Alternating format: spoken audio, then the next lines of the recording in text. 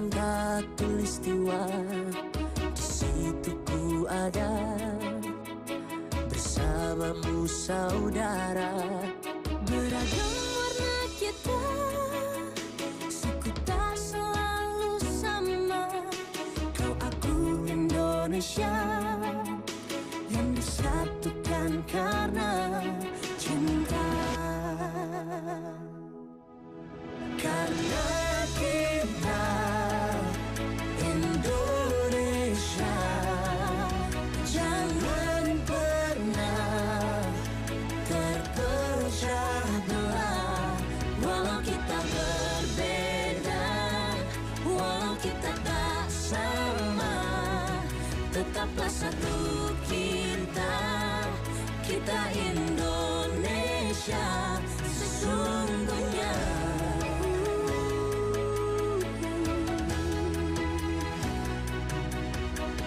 Kilauan samudra terbentang khatulistiwa, Di situ ku ada bersamamu saudara. warna kita, suku tak selalu sama.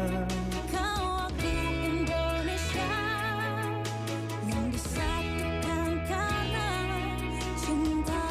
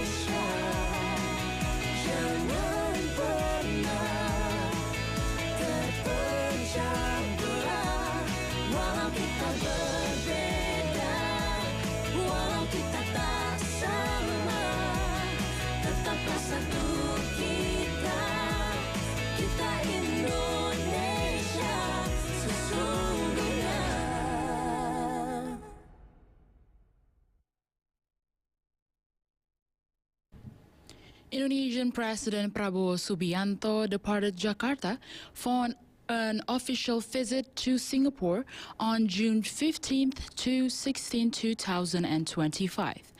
President Prabowo Subianto is scheduled to attend several high-level engagements, including a state reception and a bilateral meeting with Singaporean President Tharman Shanmugaratnam at Parliament House.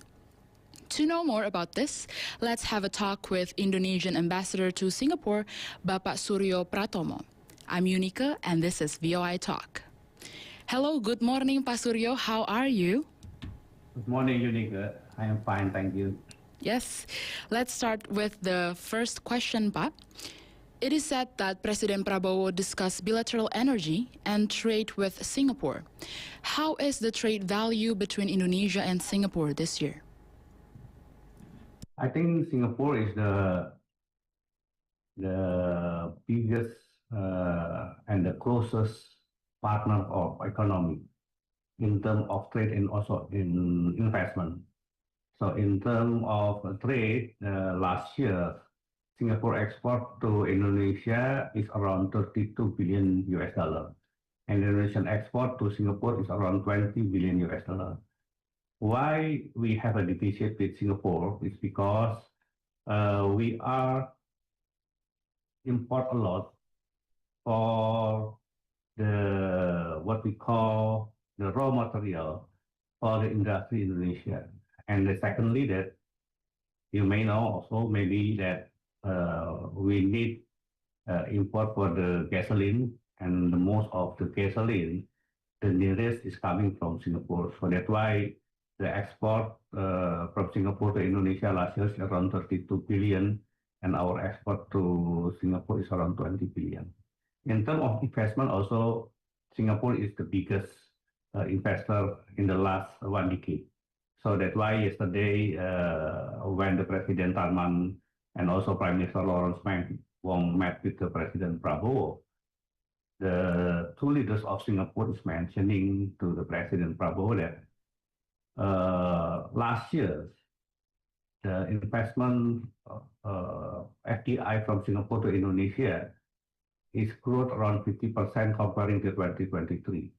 And total investment from Singapore to Indonesia is one-third of total FDI Singapore to the global to the world. So that's why Singapore is very important and very close partner for Indonesia in terms of economy. What kind of energy project that will be built with Singapore, and why energy?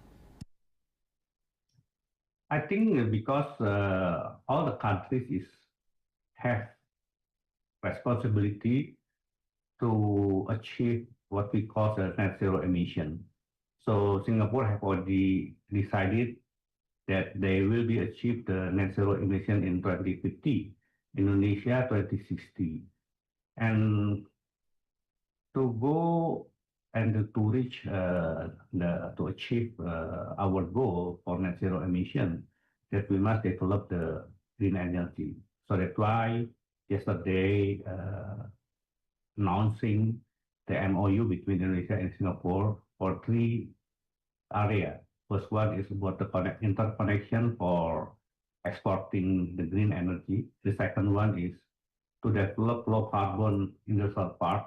And the third is for carbon capture and storage. The 3 MOU, I think, is needed by the two countries because, once again, to move to transition from the fossil energy to the green and renewable energy, we need a very huge investment. So that's why we are agreed to collaborate and partnering. So yesterday, Pak Prabowo and Prime Minister Wong also launching the what we call milestone ceremony that we are starting.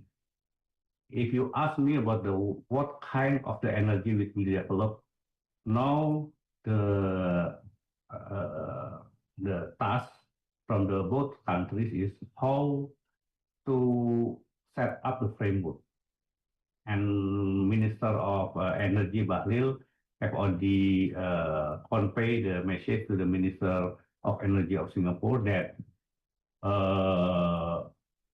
on July, hopefully that we can finalize the framework of cooperation between the two countries.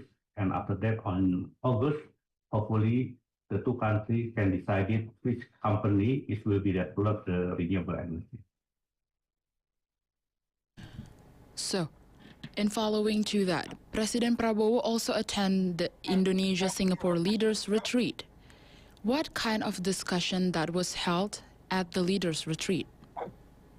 Leaders Retreat that we have done 7 times. So this is the 8th Leaders Retreat between leaders. And we also have the 6 working group.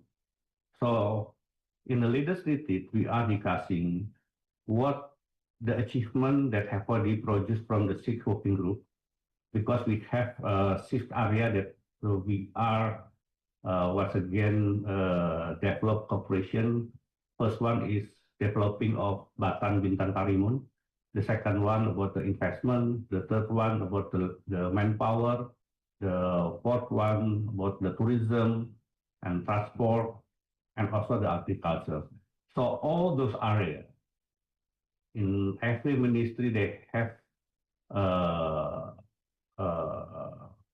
new achievement, and all new achievement is reporting to the leaders, and deliver become agreement between the two countries. And the both sides, the two leaders said that our relationship with Singapore have already 58 years. So, and we have very strong foundation. Now the two leaders is agreed to extend our cooperation and to strengthen our cooperation in the new chapter. So because once again, we have really a new leader between the both countries. Singapore now led by they call it 4G leaders, and also Pak Prabowo also just 8 months ago become a president. So this is the new era of the two leaders to continuing what that already reached of the previous leaders between Indonesia and Singapore. Since it's the new era from the two leaders, what is your hope from the leaders' retreat this year? Yes, of course, many areas that Indonesia and Singapore can get the benefit. So win-win approach is have already become what we call agreement between the two leaders that we are willing to once again continue our cooperation and extend it what we have already reached, and many areas that we can develop. First one, of course, is for the economic side, development of the renewable energy, for the downstreaming. Second one is about the defense. Cooperation in defense also very important. And the last thing that the leaders agreed that people-to-people connectivity. This is very important. This is related with the education and the building up the capacity of the people in the both countries. In many areas, they have reached the agreement. For example, Singapore and Indonesia is agreed how to set up a new program for young farmers. This is very interesting because Singapore is a small country. It's only a city. They don't have enough land to build a farm. But Indonesia, we have a lot of land and also have a lot of people. But Singapore side, they have already very advanced technology. So the complementary between the two countries will become what we call the pillar of our cooperation for the next chapter. Both sides on June 13th signed 3 memoranda of understanding on cross-border electricity trade, carbon capture and storage, and a sustainable industrial zone. Where does this green economy, just like you mentioned before, the green energy and specifically this green economy sector deal with will be implemented and when? Actually, that we have already discussing is maybe since 5 years ago. And one area that we are agreed to explore is the solar energy. So solar energy, one the alternative that the two countries agreed, especially in the area of Baca Bintang Karimun. So that's why the 3 MOU that signing 2 days ago, that call is a milestone, because before we sign the MOU, it still have some differences between the two countries to look at how the way to develop the green energy. Now, the two ministries have already agreed that we can cooperate and develop for the solar energy. So we are now, that I have already mentioned, now we work for the framework, how the way to implement the MOU. And the second one, hopefully on August, we can have decided which company it will be developed. Because once again, to build the solar farm, the first one is need a very huge capital. And the second one, this is actually the technology is still developing. So that's why it's not easy, but Singapore agreed we are starting to develop the solar farm, and hopefully it can be done in the Batam Bintan Karimun area. Why? Because the three islands is very close to Singapore. Once we can develop the green energy there, Singapore hopefully can also have opportunity become the off-taker. But Indonesia have already also asked Singapore that once we develop the solar farm in Batam Bintan Karimun, not only used by Singapore, but also can be used for energizing the area of industrial park in Batam dan Karimun. So this is once again, we just starting to implement the MOU. So if you ask about when and where, it will be needs maybe 2 or 3 months to know more exactly where the solar farm will be developed and how the way after that the interconnection between Indonesia and Singapore. Yes, so we are focusing on the framework first. The next question is that Singapore and Indonesia share a long-standing of friendship and collaborate closely in areas such as defense, the green economy, and connectivity. How far is the movement of expanded framework agreements on defense, airspace management, and extradition? For defense, actually we have already ratified between the two countries our defense cooperation agreement. And yesterday also President Prabowo have already explained to Singapore side that the area that we are used for the training in the maybe more than 25 years, it have already totally changed. Especially in Natuna, is so many activities in businesses and also the people who live there. So it's impossible if the Singapore Air Force or Singapore Armed Forces to conduct the training military area in those previous area. So we are agreed to try to find the new places, and the two countries, the two armed forces have already agreed that we would make some survey, site survey in several places in Indonesia, in Sumatra, in Kalimantan, and Pak Prabowo have already offering to Singapore, for example, development one military training area in North Kalimantan. But once again, for Singapore, North Kalimantan is too far, so that's why they asked to move to the West Kalimantan. So maybe on next month will be the second meeting between the two armed forces to once again to decide it, which one the military training area that we are developed. And for the extradition treaty, I think we have very high profile cases because maybe we know that the cases of the corruption of the electronic, what we call electronic identity numbers in Indonesia,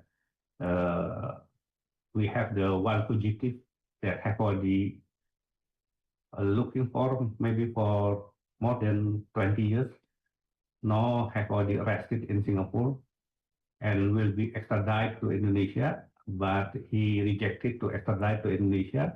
So he brought the cases to the court and will be starting the proceeding for extradition for Paulus Thanos on 23rd of June. So we wait maybe until the final decision from the court. But this is one example that actually the three big agreement regarding the airspace management, the second one for defense, and also the extradition treaty is heavily implementing. That's really good to hear that, Pak.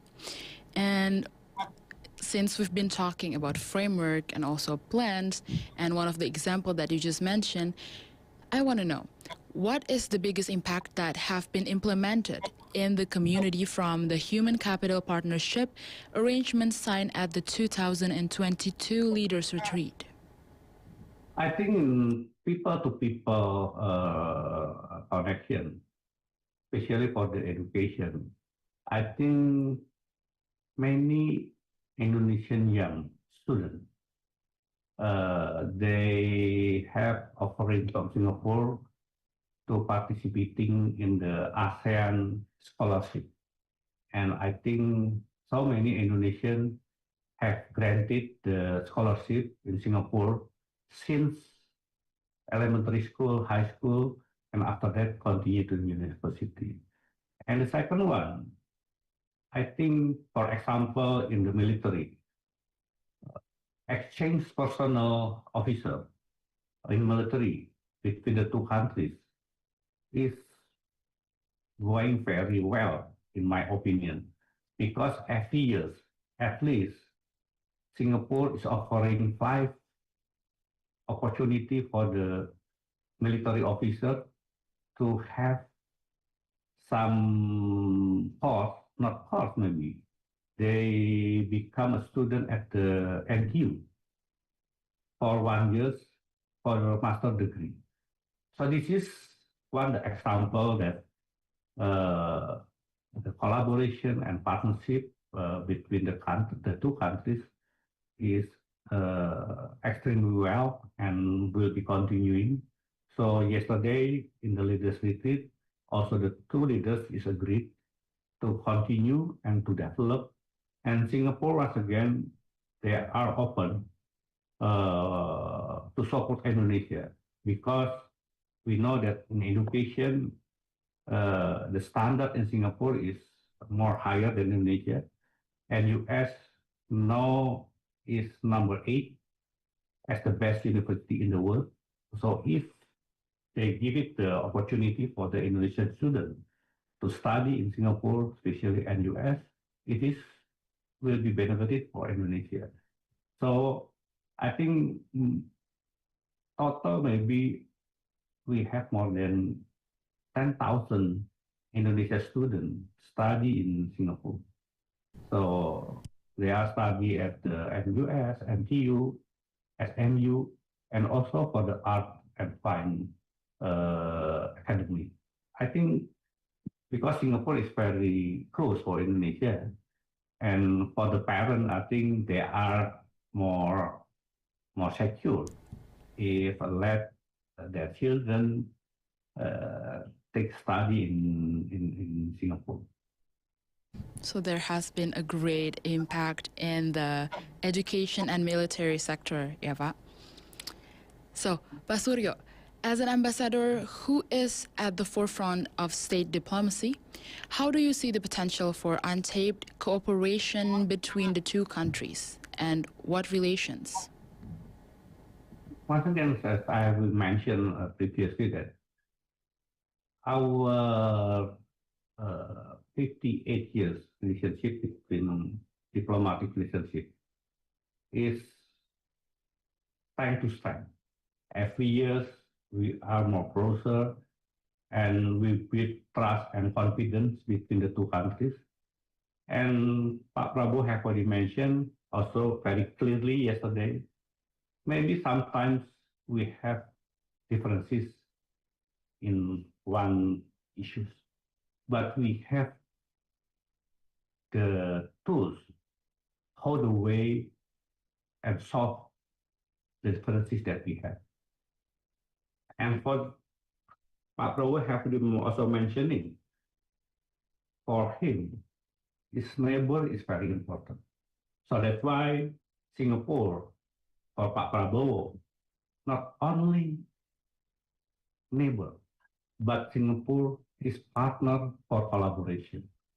And we have a lot of opportunity to make a collaboration and partnership. So that's why I don't see any area that we cannot be solved the problem. And once again, for Singapore, Indonesia is very important.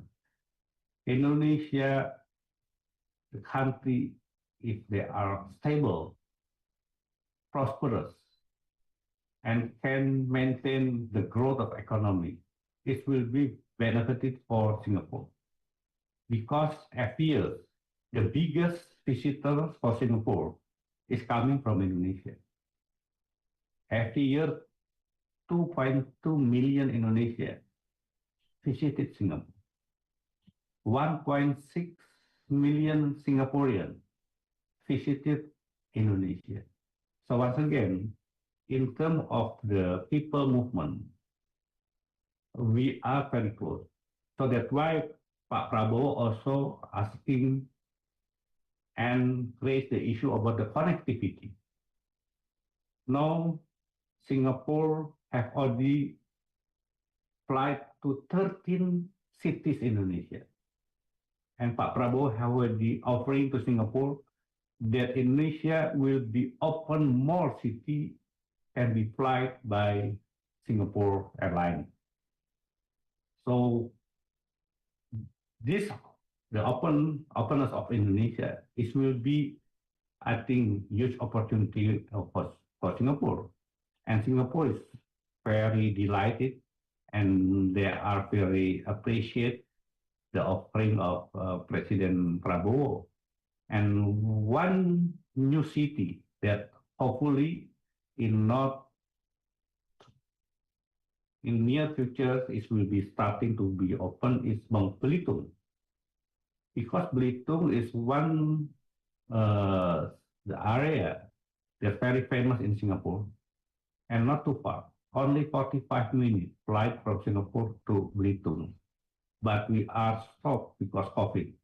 Now we are trying to reopen the services, flight services between Singapore to Belitung. Indonesia was again using the tourism as the engine of economy. So we, between the two ministries, between Ministry of Tourism and also Singapore Tourism Board, they have already agreed to develop the twinning destination. So this is also the new area that we can work together. And once again, if we can set up and offering the package of the tourism to the global market, it will become more people to this region, and it will be not benefited for Singapore, but also Indonesia. Because once again, Indonesia is very huge and more have variety of kind of destination that we have comparing to Singapore. So that's why Singapore very eager also to conduct the collaboration and partnership to developing the tourism in Indonesia. That's really good to hear. Last questions. As a friendly and neighboring country, how do you see Singapore's commitment to continue to work together with Indonesia, especially at a time when global conflicts are currently getting more intense? So the two leaders, once again, in the legislative, they are seen that at the moment the uncertainty is very high. And the conflict in the global world the tension is increasing between US and China, now Israel and Iran, and also conflict in Europe between Ukraine and Russia. So ASEAN is become, at the moment, is the peaceful region. And in the last 50 years, Pak Prabowo have already mentioned the all members of ASEAN, they take benefit to raise the prosperity of the people. So that's why the two leaders is agreed how to maintain the peaceful in this region. And the two leaders is agreed how to once again strengthen collaboration between the ASEAN and especially Indonesia and Singapore, because once the ASEAN actually can maintain the places as the safest place in the world, it will come more the investment to this region. And also, if we cannot make a businesses with the other region, ASEAN with more than 60 million people and with the economy around $2 trillion US, actually we can survive even we facing the very challenging situation after so many conflicts happen all over the world. So this is once again the issue that we have, and strengthening relationship between the two countries is a must. And once again, the two leaders agreed how to continue the achievement that we have already reached in the last 58 years. And we are now seeing the same future, that if we can more collaborate, strengthen our partnership in every area, in digital, in what we call the manufacturing, in the green energy. I think the biggest challenges, especially the uncertainty, because the situation is happening all over the world, it can be reduced, and we can still grow with our inner power that we have. Grow with our inner tower that we have. That wraps up our VOI talk for today. Thank you, Pak Suryo, for joining us today, giving insights about Indonesia and Singapore collaboration. Thank you so much, Pak. Yeah. President Prabowo Subianto has embarked on state visits to Singapore and Russia, marking the beginning of Indonesia's active diplomatic efforts to respond and reinforce strategic presence on the international stage. Hopefully, this move can make Indonesia's better in many sectors in the future. I'm Unika. Thank you for watching.